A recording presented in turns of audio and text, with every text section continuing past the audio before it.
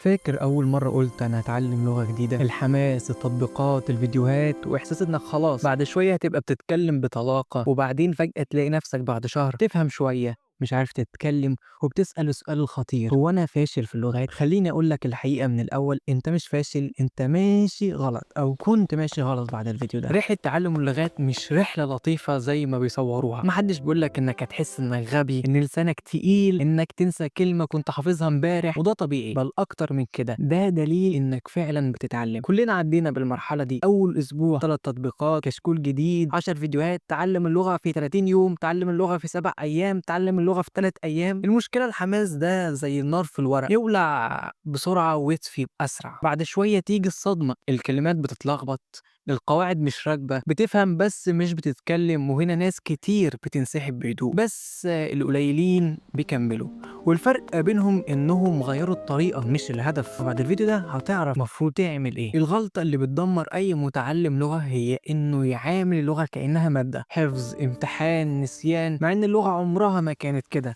اللغة صوت، معنى، تواصل، غلط وتصليح. الطفل ما بيذاكرش لغته، هو بيعيشها. اللحظة اللي كل حاجة بتتغير فيها مش لما تحفظ 1000 كلمة، لكن لما تقول أنا هتكلم حتى لو شكلي وحش، أول مرة تفهم نكتة، أول مرة تكمل فيديو للآخر أخيرا، أول مرة تتكلم من غير ما تترجم في دماغك، أول مرة تتكلم من غير ما تترجم في دماغك وتفكر الجملة بالعربي وبعدين تشوفها ازاي هتحولها للغة التانية. اللحظات الصغيرة دي هي اللي بتبني الطلاقة. في رحلة معينة أدركت إن الموضوع مش موهبة، الموضوع نظام، وقررت أعمل روتين 3 ساعات في اليوم، مش عذاب، مش ضغط، لكن ذكي. أول ساعة كانت دايما للاستقبال، اسمع، اتفرج، اقرأ، من غير ما أوقف عند كل كلمة. دماغك محتاج يتعود على الصوت زي ما الأذن بتتعود على أغنية جديدة مثلا. لا، أول لما تيجي تسمع أغنية جديدة أو لما تيجي تسمع لغة جديدة تحس إن ودانك بتنزف من صعوبة اللغة، ولكن واحدة واحدة هتبدأ تتعود. الساعة التانية دي بتبقى بناء، أبدأ أبني كلمات، بس هنا في جمل، ما تحفظش الكلمات لوحدها، كل كلمة تحفظها احفظها وهي في جملة. جرامر، بس قاعدة واحدة. مش عايز أبقى مدرس، عايز أبقى مستخدم للغة. آخر ساعة كانت الأصعب، لأن فيها مواجهة، كلام، كتابة، تسجيل صوتي، تسجل فيديو لنفسك وأنت بتتكلم. أغلط، أتلخبط، طبيعي، بس اليوم اللي بتتكلم فيه حتى لو غلط أحسن من 1000 يوم حفظ. بعد شهر الفهم متحسن، بعد 3 شهور الكلام متكسر بس شغال، بعد 6 شهور اللغة بقت أداة مش حلم، مش مثالية بس حقيقية. تعلم اللغات مش سباق، ومش مقارنة، ومش دليل ذكاء، هو رحلة لو وقفت فيها شوية حال، لو رجعت خطوة طبيعي.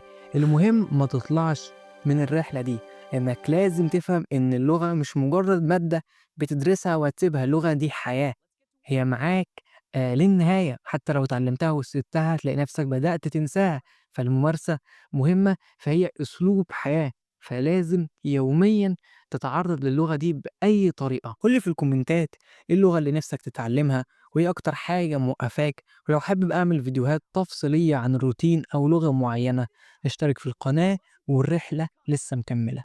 You can learn a language by yourself. Just start. Hey everyone, ready to subscribe? Just hit the glowing button right here. Thanks for watching. See you soon.